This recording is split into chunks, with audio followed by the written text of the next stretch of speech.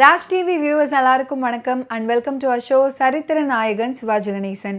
இந்த நிகழ்ச்சியில் சிவாஜி அவர்களுடைய ஃபிலிம் கெரியரில் நடந்த பல இன்ட்ரெஸ்டிங்கான விஷயங்களை நம்ம பார்த்துக்கிட்டு இருக்கோம். அந்த வரிசையில் இன்னைக்கு எபிசோட்லையும் பல சுவாரஸ்யமான அப்டேட்ஸ் உங்களுக்காக காத்துக்கிட்டு இருக்கு. வாங்க நிகழ்ச்சிக்குள்ளே போகலாம்.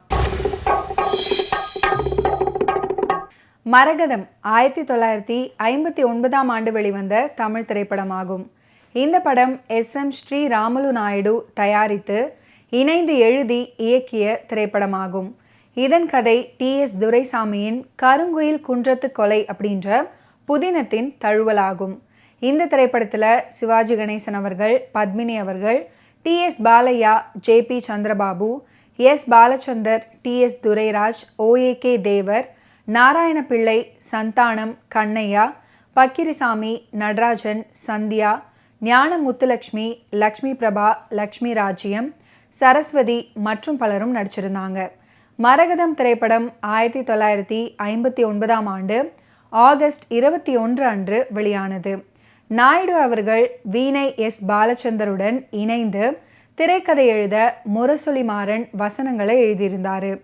சைலண்ட் போஸ் ஒளிப்பதிவை மேற்கொள்ள AK சேகர் கலை இயக்கத்தையும் படத்தொகுப்பை வேலுச்சாமி மேற்கொண்டார். குங்குமப்பூவே கொஞ்சம் புறாவே செம்ம ஹிட் பாட்டை யாருமே மறந்திருக்க மாட்டோம்.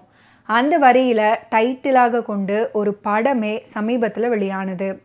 கருங்குயில் குன்றத்து கொலை என்னும் நாவலை தழுவி திரைக்கதை எழுதியவர் வீணை S பாலச்சந்தர். நல்ல திரைக்கதையாக அமைந்தும் கூட வெளிவந்த காலகட்டத்தில் கமர்ஷியலாக இது வெற்றி பெறவில்லை அப்படின்னு தான் சொல்லணும். மரகதம் படத்துடைய கதை என்னன்னு பார்த்தீங்கன்னா, வில்லன் ஒரு கொள்ளைக்காரன். அவனை துரத்தி கொண்டு போலீஸ் கூட்டம் வந்தபோது அவன் ஒளிந்திருக்கும் இடம் தெரிந்தும் போலீஸில் காட்டி கொடுக்காம நாயகி காப்பாற்றியதற்காக வில்லன், உனக்கு என்ன வரம் வேண்டுமானாலும் கேள், எப்போது வேண்டுமானாலும் கேள், நிறைவேற்றுகிறேன் அப்படின்னு வாக்கு கொடுக்கிறாரு. நாயகன் ஒரு ஜமீன் வாரிசு. குதிரையில் நண்பனுடன் உலா வரும்போது வீரப்பன் ராஜ்குமாரை பணைய கைதியாக பிடித்து வைத்து கொண்டது போல நாயகனை பிடித்து வைத்து கொண்டு ஜமீனுக்கு பணம் கேட்டு தூது விடுறாரு. அப்போது அங்கே வந்த நாயகி நாயகனை விடுவிக்குமாறு வில்லன் கிட்ட கூறுகிறாள். தன்னுடைய வாக்க வில்லன் நிறைவேற்றுகிறார். நாயகியின் வீட்டில் தங்கி நாயகன் இளைப்பாறுகிறார். இருவருக்கும் காதல். நாயகியின் அப்பாவிடம் காதல் விஷயத்தை சொல்லி திருமணத்துக்கு சம்மதம் கேட்கிறார். ஆனால் அவரு மறுக்கிறார். நீங்கள் அரச குலம், என் மகள் தீண்டத்தகாதவள் அப்படின்னு அவர் சொல்கிறாரு. இது 16 வருடங்களுக்கு முன்பு நிகழ்ந்த ஃப்ளாஷ்பேக். மரகதம் திரைப்படத்தில் இடம் பிடித்திருக்கக்கூடிய மற்றும் ஒரு ஃபண்டாஸ்டிக்கான பாடல் தான் கண்ணுக்குள்ளே உன்னை பாரு அது காவியம் 1000 கூறும் அப்படின்னு தொடங்கக்கூடிய பாடல். TMS ராதா ஜெயலட்சுமி அவர்கள் இணைந்து பாடும் ஒரு அபூர்வமான நெஞ்சை அள்ளும் ஒரு டூயட் தான் இது. கருங்குயில் குன்றம் என்ற ஜமீனுக்கு ராஜாவாக இருந்தவர் உடல் ஊனமுற்றவர். அதனால அவர் திருமணம் செய்து கொள்ளவில்லை. தன் தம்பிக்கு திருமணம் செய்து வைத்து ஜமீனுக்கு ராஜா ஆக்குகிறார்.